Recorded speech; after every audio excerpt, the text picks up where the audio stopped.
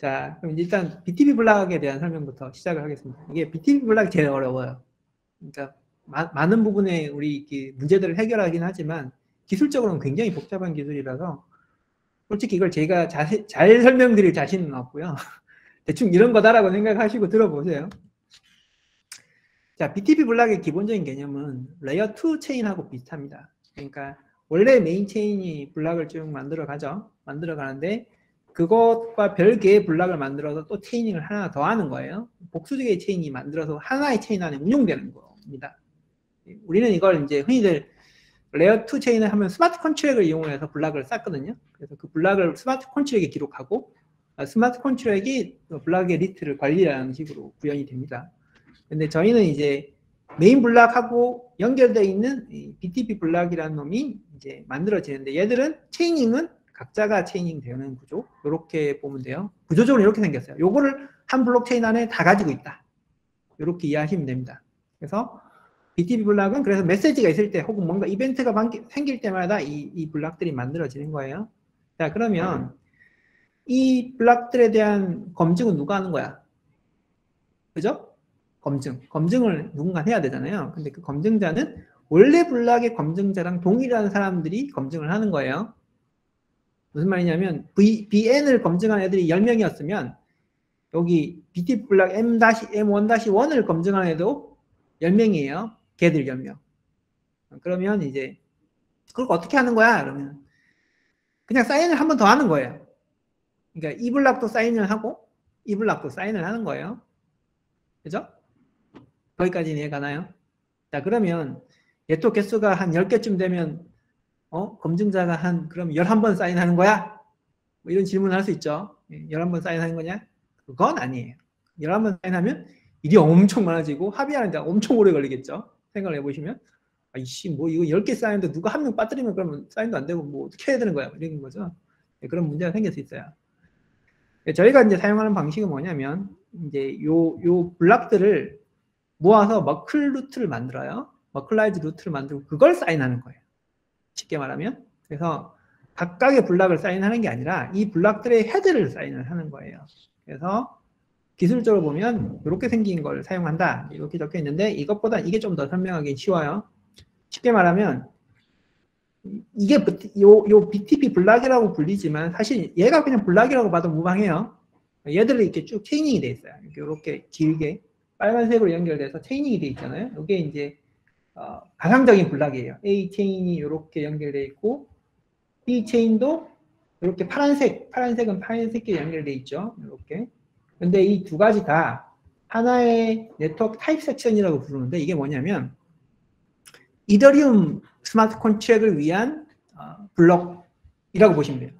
이런 식의 이제 이더리움을 위한 블락, 아이콘을 위한 블락들 이런 식의 환경에 따른 걸 뭉쳐 놓는 거예요. 그러면 예를 들면 이런 거죠. 이더리움 스마트 컨트랙을 지원하는 체인이 하나만 있겠어요? 여러 개 있겠죠. 수백 개가 될 거란 말이에요. 수백 개에 대한 사인을 얘를 사인 한 번 함으로써 나머지들은 자연스럽게 같이 사인되는 거예요. 그런 구조예요. 그래서 암호학적으로는 얘들은 다 같은 해시 펑션이랑 시그너처 펑션을 사용해요. 그래서 이 네트워크 타입 섹션에 연결되어 있는 모든 세 가지는 같은 해시 펑션과 같은 시그너처 펑션을 사용한다. 이게 핵심인 거죠. 그러면 다른 타입이 생기면 걔도 한 번 더 사인하는 거예요. 그래서 두 가지 타입이 있을 경우는 사인을 두 번 더 하는 거예요. 이게 이제 기능의 핵심이에요. 저희가 구현하고 있는. 그래서 전체적으로는 만약에 이게 지금 현재 이거의 예에 따르면 얘들은 두 개니까 타입 섹션이 두 개면 두 번 사인하는 거고 한 번 있으면 한 번만 사인하는 식으로 돼서 결과는 좀 한 번 더 추가 사인을 하는 거예요. 추가 사인. 원래 블락 사인하는 건 무조건 해야 되고 추가 사인을 해서 해당 보트를 모아서 블럭에다 기록을 하게 돼 있어요. 자, 이러면 이제 레이어 2 체인이 이걸로 완성되는 거예요. 여기가 이해가 되시나요? 좀 어렵죠? 네, 그게 이제 기술적, 로지컬하게 표현을 한 게 이런 모양이에요. 그래서 원래 메인 블락이 있고, 메인 블락에 머클 루트가 있는데, 얘들을 둘을 증명하기 위한 루트 데이터고요. 이 워클 엔트리들이 연결돼서 이런 놈들이 연결되는데, 사인은 얘들 각각의 머클 네트워크 타입 섹션에다가 사인을 해서 프루프를 만들어 주는데, 이 프루프는 네트워크 섹션 타입 섹션은 네트워크를 하나만 포함한 건 아니고 2개 이상을 포함할 수 있는 거예요. 그래서 네트워크 섹션을 1, 2를 포함하는 사이닝을 여기다 하게 되는 거고, 암호학적으로 봤을 때는 얘를 사인한 걸 갖고 나머지들을 다 증명을 확인해 볼 수 있기 때문에 결론적으로 하나의 사인으로 여러 개의 메시지를 검증 가능한 구조가 되는 거고, 하나의 네트워크 섹션에는 여러 개의 메시지가 담길 수 있어요. 그래서 해당 네트워크로 가는 모든 메시지들을 한꺼번에 전송할 수 있게 해줍니다. 이게 이제 기술의 핵심이에요. 이게 이제 전체적으로 보면 어떻게 증명을 하는지를 보여주는 거고요. 이걸 갖고 이제 우리가 BTP 블락이라는 걸 만드는 거는, 실제로는 여기 지금 설명하는 여기 BTP 블락인데, BTP 블락은 메인 블락에 있는 데이터 일부, 섹션, 타입 섹션에 있는 일부, 네트워크 섹션에 있는 일부 데이터를 다 합쳐서 만들어지는 게 이제 저희는 BTP 블락이라고 부르는 놈이에요. 그러니까 우리도 생각해 보시면 그 어떤 블락, 우리가 블록체인이라고 할 때 블락은 블락 헤더를 포함해서 연결되어 있는 모든 데이터들이거든요. 근데 그것들이 증명이 가능한 구조고, 해싱했을 때 이 데이터가 변조가 없다는 걸 확인할 수 있는 그런 형태로 되어 있는데, 얘도 그런 식의 데이터가 변조가 되지 않았음을 확인할 수 있게끔 만들어진 거예요. 그걸 증명하는 과정은 요 이제 도표에 의해서 증명 과정이 이제 설명된 게 이 도표입니다. 실제로 메시지가 있을 때 이 메시지들을 전체를 보내면 머클루트를, 바이너리 머클루트를 계산하는 식을 통과해서 머클루트를 만들고, 메시지 카운터 이 빨간색으로 표시되어 있는 이 부분은 BTP 블락이 포함되어 있는 데이터예요. 그래서 BTP 블락이 포함되어 있는 이 해시들이 요거에 맞아 떨어져서 들어간 다음에 컨택트 해시랑 합쳐서 또 컨택트 해시를 하고, 그 해시 값을 나머지들을 쭉 붙여서 해시한 값을 가지고 사인인 된 게 있으면 얘는 맞는 블락이다. 이렇게 되는 거예요. 그래서 결론적으로 말해서 여기 있는 데이터 하나라도 변조되면 이 해시 값이 달라지고, 해시 값이 달라지면 보트가 틀리게 되죠. 네, 그래서 증명이 되는 구조예요. 그래서 이 데이터 중에 하나라도 위조가 되면 예, 증명이 안 되는 거예요. 그러니까 한마디로 포징이 불가능한 증명 패스를 가진다. 이렇게 볼 수 있는 거죠. 근데 이게 BTP 블락 헤더가 어떻게 만들어지냐는 예, 저희가 이제 스펙의 문서에 이제 찾아보시면 기술 문서는 저희가 드릴 수 있지만, 어쨌든 요 증명 패스를 가지고 증명을 확인하는 식으로 지금 구현이 되고 있고 진행이 되고 있습니다.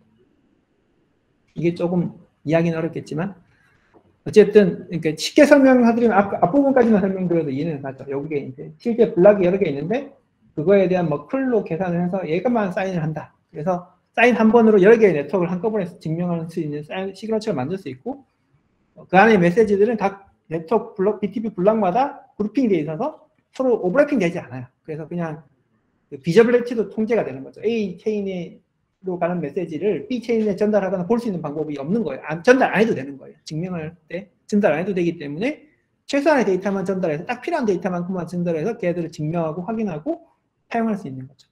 저희가 이제 BTP 블락을 만들 때 이제 그 두 가지를 목표로 만들어서 설계가 된 거고 증명이 가능하게 되는 겁니다.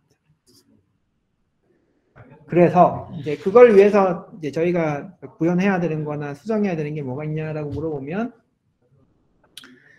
일단 SMC라고 이렇게 붙여져 있는데 사실은 그냥 엔진을 수정하는 거예요. 엔진을 그 해당 기능을 넣기 위한 작업들을 쭉 해야 된다. 뭐 합의도 심지어는 해야 돼서 제가 저기 밑에 노란색이 약간 겹쳐져 있는 파란색으로 그려져 있는 게 그런 이유입니다. 그리고 BMC도 원래는 이벤트 로그로 메시지를 보내던 거를 이제 실제로 이제 BTP 블락을 만들 수 있게끔 이렇게 메시지를 딜리버링 해줘야 되거든요. 이제 그게 필요해서 그 해당 부분에 대한 수정이 필요하기 때문에 BMC 수정을 해야 되고, 릴레이는 거의 새로 만들어야 돼요. 왜냐하면 아까 메시지 프로필 모으는 걸 이벤트 로그 프로필 모으는 거랑 완전 다른 경로로 BTP 로그 프로필을 모으는 요게 들어가야 되고, 그다음 그걸 검증하기 위한 BMV를 또 완전히 새로 만들어야 됩니다. 그래서 BMV를 새로 작성을 해야 됩니다. 이렇게 해서 실제로 노란 거가 이렇게 세 개가 있고 BMC가 새로 작성돼야 되는 그런 수정을 해야 된다. 시스템 비파즈 설명으로 넘어가겠습니다. 일단 아까 말했듯이 수수료를 일단 줄여줘야 되잖아요. 근데 수수료를 어떻게 줄여야 되냐? 그러면 이제 지금의 이제 Psharing이라는 기능을 혹시 아시는 분이 있을 수도 있어요. 근데 Psharing 기능은 어떻게 돼 있는 거냐면 뭐 컨트롤 A에다 호출을 하면 컨트롤 A가 B도 호출할 수 있고 뭐 C가 호출할 수 있고 막 호출되는데 그러면 이제 전체 P가 이렇게 최종적인 P가 이렇게 쌓여요. 최종 P가 P 스텝 유저들가 쌓이고 이거를 특정 컨트롤이 그냥 다 지불하는 게 지금의 Psharing 시스템이에요. 그 디파짓이라는 게 시스템이 아니고 이제 컨트롤이 갖고 있는 자기의 어떤 디파짓을 해놓고 돈을 미리 예치를 해놔놓고 그 금에서 수수료 까먹죠. 까먹는 식으로 구성이 된 게 이제 현재의 시스템인데 현재 시스템의 특징은 그래서 전체 수수료 합을 갖고 그냥 까주는 거예요. 근데 우리가 원하는 건 뭐냐면 아까 BMV라고 했잖아요. 수수료, 그러니까 검증자의 수수료만 까주고 싶은 거예요. 근데 검증자는 컨트롤 A가 아니고 컨트롤 B에 있는 놈이에요. 그러니까 2프레임 아래에 있어요. 호출되는 게. 그래서 그럼 얘 수수료만 누군가 내게 하고 싶은 거잖아요. 얘 수수료만. 그럼 이거 어떻게 할 거야? 이 문제가 생긴 거죠. 이거 어떻게 할 거야? 문제가 생긴 거죠. 그래서 프레임별로 이제 수수료를 특정 컨트롤이 내게 할 수 있는 그런 기능이 추가돼야만 이걸 해결할 수 있다. 그게 첫 번째 이제 기능이에요. 그래서 현재는 이제 첫 번째 호출된 컨트롤이 전부 다 수수료를 내게 돼 있는데 그게 아니고 뭐 그 밑에 있는 놈 혹은 그 밑에 있는 놈이 자기의 프레임에 실행했던 수수료 내가 내겠다라고 하면 낼 수 있는 그런 기능이 추가돼야 되는 거죠. 로지컬리하게 완성되는 구조로 해야 되기 때문에 그렇게 돼야 되고 두 번째는 아까 자기들이 돈을 미리 예치를 해놔놓고 그걸 수수료로 사용하는 거잖아요. 근데 시스템 디파짓이라고 말하는 아까 방법은 시스템이 감수를 하는 거예요. 그러니까 뭐냐면 사용자가 뭔가 디파짓을 하는 게 아니고 그냥 거기서 발생한 수수료는 전부 다 면제 뭐 이런 식으로 처리가 돼야 되는 거죠. 면제를 처리를 해야 돼요. 면제를. 그러면 이게 문제가 뭐냐면 면제를 하려면 그 돈을 미리 시스템이 넣어주고 사용하는 만큼 다시 리딤해주는 방법이 있고 그렇죠? 처음에 일단 돈을 주고 이게 네가 소모되면 다시 채워주는 방법이 있고 아니면 아예 그냥 처음부터 낼 때부터 그냥 빵으로 처리하는 방법이 두 가지가 있어요. 근데 저희가 이제 처음에 리딤을 생각을 했어요. 뭐 쓴 만큼 다시 채워줄게. 이게 이제 처음 생각했던 바인데 이제 그게 문제가 뭐냐면 갑자기 그런 메시지가 많이 발생하면 어떡할 거야? 이 문제가 있는 거죠. 많이 발생하면 수수료가 많이 나갈 거고 많이 나가면 갑자기 어느 순간 수수료가 없어서 서비스가 작동을 안 할 거란 말이에요. 근데 사실 사용자 입장에서는 주기적으로 결국은 수수료를 챙겨줘야 되는데 그렇다고 매 블록마다 혹은 매 트랜잭션마다 수수료를 다시 리딤을 할 수는 없잖아요. 네, 그래서 아예 수수료를 감면하자. 그냥 아예 징수 자체를 하지 말게 하는 로직을 넣어야 되겠다. 라고 해서 넣은 게 이제 시스템 디파짓이라는 기능이에요. 그래서 이 시스템 디파짓은 결과론적으로 얘기하면 내가 돈 낼게 라고 하는 놈이 시스템 네트워크라는 게 인증되면은 걔 수수료는 그냥 면제 해주는 거예요. 면제하는 거고 근데 그 면제를 모든 트랜잭션에 대해서 다 면제하는 게 아니고요. 해당 트랜잭션에서 set p 프로포션을 100으로 설정하는 경우에만 그만큼을 다 면제시켜주는 거예요. 50만 하면 50만 감면 되겠죠.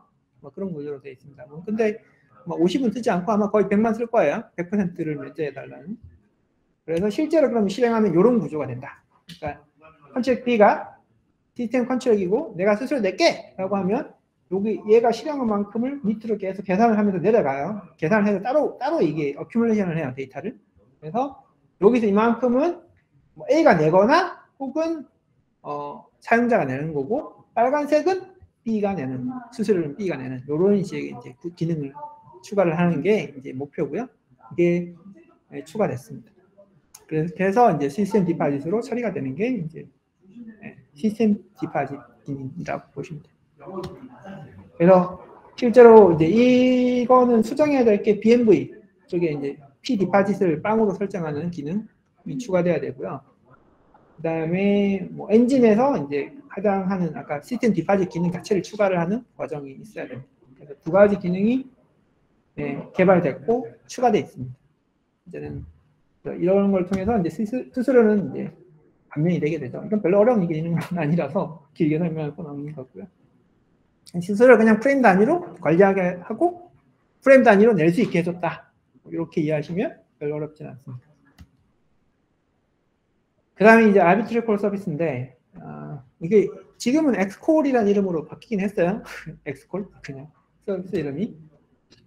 네. 이걸 이제 엑스콜, 아비트콜 서비스에 이제 구현 이유는 이제 새로운 서비스를 추가할 때 이제 생기는 문제가 이 코드를 검증을 해야 돼. 왜냐하면 검증 안 하면 얘가 메시지를 가짜를 만들어낼 수 있어요. 그 문제를 막으려고 하다 보면 그 코드를 확인을 해야 되는데 코드 확인 나름이지 기능이 많을수록 코드가 엄청 커질 거고 우리 오딧 이미 한번 해봤잖아요. 굉장히 어려운 일이란 말이에요. 그 일을 하는 것도 그렇고 그걸 과정을 거쳐야 되는 서비스 프로바이더 입장에서도 귀찮아요. 그 과정이 지나가야 된다는 얘기죠. 뭐 업데이트 할 때마다 한 번씩 또 검증을 해야 되고 굉장히 귀찮은 일이에요. 그래서 이건 뭔가 그렇게 안 하고 할 수 있는 방법이 없을까라고 생각을 한 게 이제 아비트리 콜 서비스인 거고 그거에 이제 스카스의 요청에 의해서 원래 만들어지기 시작을 했는데 굉장히 합리적이라고 판단을 해서 저희가 이걸 받아들인 겁니다. 그래서 메시지 위조랑 서비스 간 충돌을 막기 위해서 이제 이걸 송수신자를 제약을 하고 있었는데 이거를 이제 어떤 식으로 푸냐면 그냥 송수신자를 알려줄 테니 네가 알아서 판단해 이런 거예요. 그러니까 만들기 네 맘대로 만들고 메시지 전달까지도 해주는데 대신에 보내는 놈이 누군지 보고 네가 진짜 전달해야 되는 놈 아니다 싶으면 거절해버려. 혹은 네가 진짜 원래 주고받기로 한 놈이 맞으면 오케이 하고 메시지를 받아. 이게 이제 첫 번째 체인지고요. 두 번째는 이제 도착하는 쪽에서 이제 뭔가 메시지를 받아서 뭔가 처리를 하잖아요. 근데 그 처리를 저희가 안 해주는 겁니다. 메시지까지만 딱 딜리버리 해놓고 처리를 하려면 별도의 네가 처리 펑션을 불러. 그 수수료는 네가 내. 뭐 이런 이제 컨셉이에요. 이 두 가지 기능을 넣었는데 이걸 그냥 이렇게 말로 하면 잘 이해하기 힘들 텐데 그림으로 간단히 설명을 드린 게 있습니다. 이 뒷부분에 그렇게 설명이 되어 있는데 현재 서비스는 이런 게 되어 있어요. 메시지를 보낼 때 BMC에서 메시지를 보내는 것까지 해서 수수료를 사용자가 내요. 내고 나면 실제 딜리버리는 릴레이가 해줘요. 메시지 딜리버리, 타겟 체인까지, BSH 트랜지션까지, 처리까지 다 릴레이가 해줘요. 이게 지금의 서비스 구조예요. 그러다 보니까 문제가 뭐냐면 이 BSH와 이 BSH가 서로 한 번씩 검증을 해야 돼요. 왜냐하면 이 과정에서 얘가 가짜 메시지를 보냈을 때 막을 방법이 없어서 그러니까 얘 둘을 다 검증을 해봐요. 그 프로토콜에 맞게끔 메시지를 주고받는지 확인을 하고 그 다음에 얘가 뭔가 외부로 뭔가 콜을 하거나 뭔가 복잡한 일을 하게 되면 수수료가 많이 나오기 때문에 그런 거 못하게 만들어져 있어요. 맞게끔 돼 있어요. 어디 하는 과정이 기본적으로 맞게 돼 있는데 그러다 보니까 서비스를 설계할 때 굉장히 제약이 심해요. 자기들 입장에서 뭔가 복잡한 걸 다 처리하고 싶은데 그게 안 되는 거죠. 근데 우리가 그걸 왜 못하겠냐면 릴레이가 수수료가 너무 많이 나거든요. 그러면 감당이 안 되는 거예요. 그래서 이걸 막아놓은 건데 2.0에 있는 아비트콜 서비스는 어떤 구조냐면 컨트랙이 수수료를 내면서 콜 메시지 불러요. 그러면 이거는 이제 사용자가 메시지 보낼 때 수수료 다 내죠. 메시지까지 딜리버리까지는 여기까지 해요. 딜리버리는 여기까지 콜 BSH까지 딜리버리까지 하고 그리고 나서 실제 리퀘스트 핸들러를 다시 반대쪽 체인에서 호출을 하는 거예요. 처리 좀 해줘. R1. 그러면 컨트랙 B를 호출하면서 실제 메시지 처리는 이때 일어나는 거예요. 이렇게 하면 어떤 전점이 있냐면 이게 지금 유저라고 적혀 있지만 사실 서비스 프로바이더가 이 호출을 해도 되거든요. 무슨 말이냐면 서비스 프로바이더가 이걸 호출해도 돼요. 그러니까 자기가 수수료를 받고 필요한 만큼을 다 받은 다음에 전달을 여기서 그걸 메시지 처리까지 자기가 하는 거예요. 예를 들어서 그러면 이제 뭔가 트리거링 컨트랙이 많아서 막 이것도 콜하고 저것도 콜하고 내 거 막 콜을 할 수는 있지만 그거는 원래 내가 감수해야 되는 비용이고 사용자는 딱 필요한 만큼만 내면 돼. 뭐 이런 관점으로 고정 수수료를 받아도 아무 문제가 없는 거죠. 이거를 시스템 프로바이더한테 맡기는 거다라고 보시면 됩니다. 그래서 그렇게 하면 이제 콜 BSH를 아무나 이용해서 어크로스 체인으로 메시지를 주고받을 수 있게 되는 거고요. 대신 콜 BSH를 호출할 때 수수료를 내는 겁니다. 호출할 때 메시지 좀 보내줘 할 때 돈 내놔. 돈 내놔. 10원이면 10원, 100원이면 100원 내놔. 일단. 그럼 우리는 이제 여기까지 배달까지는 요 메시지 배달까지는 이제 수수료를 받고 해주는 거예요. 메시지 배달까지만 해주고 처리는 네가 해. 그건 네가 알아서 수수료 내고 해. 뭐 이런 게 되는 거죠. 그러니까 메시지는 변조할 수 없지만 수수료는 확장을 해서 얼마든지 네가 필요한 기능을 확장해서 써라. 이런 이제 구조가 되는 거죠. 파티가 하나 더 생깁니다. 이게 콜 BSH의 핵심입니다. 이해가 되시나요? 이것과 이 두 개의 차이. 그래서 예전에는 요거를 보낼 때만 얘기도 또 수수료를 어떻게 낼지 또 얘기를 계속 해야 돼요. 저희랑 협의를 해야 돼요, 심지어는. 근데 이렇게 돼버리면 매우 간단해요. 콜 BSH는 뒤에 있는 바이트 수만큼 그냥 수수료 내놔라. 그런 거죠. 바이트 수만큼 수수료 내놔라. 어디다 보낼지 모르겠다. 어디다 보내면 이더리움을 보낼 때는 100원, 아이콘을 보낼 때는 10원. 수수료 싸면 싼 대로 비싼 대로 돈을 받는 거죠. 받고 그냥 메시지 전달만 해주고 이제 실제로 그 메시지를 갖고 프로세싱하는 거는 이제 네가 해라, 타겟 체인에서. 뭐 이런 관점이고요. 네. 굉장히 다양한 서비스로 확장할 수 있게 돼요. 이렇게 하면. 저희의 개발, 기술, 그 어떤 코드 검증 이런 거 할 필요가 없이 그냥 다 모든 서비스로 확장할 수 있는 구조로 바뀌게 됩니다. 이게 가장 큰 차이고요. 네. 네, 이런 식으로 이제 아비테리 콜 서비스를 구현할 수 있게 됩니다. 그러면 매우 유연하게 서비스를 확장할 수 있어서 뭐 BTP 다음 버전이 뭐가 나올지 모르겠지만 거의 기능이 거의 완성된 것 같은데 또 하다 보면 또 뭐가 문제가 있겠죠. 문제가 있으면 또 2.1이 나올 것 같긴 한데 네, 뭐 그건 그때 가서 보시고. 그래서 실제로 이제 이 콜 서비스는 그냥 콜 BSH만 새로 만들어주면 모든 게 돼서 이건 그닥 어렵지는 않은 일이고요. 컴포넌트 측면에서는 굉장히 뭐라 해야 되죠? 컨설이 굉장히 심플하면서 완성도 있게 사용할 수 있습니다. 지금 콜 서비스는 만들어 놓은 것 자체를 1.1에서도 사용할 수 있어요. 이건 뭐 상관이 없기 때문에 BTP 2.0하고는 좀 분리되어 있는 그런 시점입니다. 그래서 최종 결과는 예측되는 결과는 이제 이런 컴포넌트를 결국 다 만들게 될 것 같은데 뭐 요건 다 만들고 수정하고 뭐 이렇게 해서 새로운 게 구성이 돼요. 그럼 이제 결론적으로 이제 결과물은 이렇게 될 거다. 이게 예측입니다. 실제로 이렇게 될 건지는 모르지만 예측, 이제 알려진 예측은 이런 거죠. 블락의 생성 횟수가 줄어들 거고, 그러니까 블레드 체인지랑 뉴 메시지의 경우가 생기니까, 그 다음에 옛날 블락에 대한 밸리데이션 같은 건 안 해도 되게 될 거고, 그 다음에 스마트 콘치의 환경에 따라서 추가적인 기능, 아까 말했던 암호학적인 추가 기능, 뭐 해시가 됐든 뭐 이런 걸 추가할 필요가 없어지게 되죠. 대신 이제 나빠지는 점은 이벤트를 사용하는 것보다 이제 아이콘 쪽에 스토리지를 좀 더 쓴다. 당연하죠. 사인을 한 번 더 하니까 저장을 해야 될 거고 당연히. 그다음에 뭐 그 아까 머플 프로프라든지 뭐 등등에 대한 메시지가 조금 더 들어가요. 그게 들어가야 되고 그다음에 당연히 그걸 위한 또 네트워크 프로포절, 아이콘 쪽에 네트워크 프로포절 타입을 또 추가해야 돼요. 이건 뭐 크게 문제는 되진 않는 거고. 그다음에 시스템 디파짓을 하면 이제 베리파이어들의 이제 수수료를 낮춰주는 효과를 얻는 대신에 물론 그걸 이용하는 프로포절이 필요하죠. 대신 또 이런 문제도 있어요. 이 수수료 감면이 결국은 코드를 방만하게 운영할 가능성을 좀 높여주기 때문에 그 부분도 문제가 되긴 합니다. DMV는 검증을 한 번씩 꼭 해야 된다. 뭐 이런 게 있고 그 다음에 아비트레이 콜 서비스 같은 경우는 알다시피 뭐 새로운 서비스에 대한 오딕 같은 과정이 필요 없어지기 때문에 좋아지는 점이 있고 근데 이제 사용자가 이제 일을 좀 더 해야 된다. 서비스를 하는 과정에는 이거는 장단점이 좀 애매해서 이거는 뭐 그런 점이 있다. 감수할 만할 것 같아요. 그래서 전체적으로 이제 여기에 이제 액터들 참가자들 입장에서 보면 체인을 정합하는 애들 입장에서 보면 새로운 암호학적 추가 기능을 구현할 필요가 없어지죠. 예전에 이제 저희 같은 문빔을 인테그레이션 한다. 문빔에서 샤3를 구현을 해야 됐었거든요. 프리컴파일드 컨치액으로. 근데 그런 것들이 이제 없어진다. 필요 없어진다. 그 다음에 릴레이어 측면에서는 전체적으로 수수료가 낮아진다. 이게 가장 큰 장점이에요. 수수료가 낮아져서 예를 들어서 뭐 자기가 보상으로 다시 리워드를 받을 수는 있겠지만 어쨌든 많은 수수료를 준비를 해야 되는데 그게 이제 줄어들죠. 많이 경감된다. 그게 가장 크고요. 그 다음에 사용자 입장에서 보면 혹은 이 서비스를 사용하는 서비스 오퍼레이터 혹은 사용자 입장에서 보면 절차가 없이 이제 새로운 서비스들을 마구마구 추가될 수 있으니까 다양한 서비스를 경험할 수 있는 기회가 생기는 거죠. 그래서 전체적으로 BTP 2.0은 이런 세 가지의 큰 카테고리의 기능적인 이득을 가지는 걸 목표로 개발되고 있다.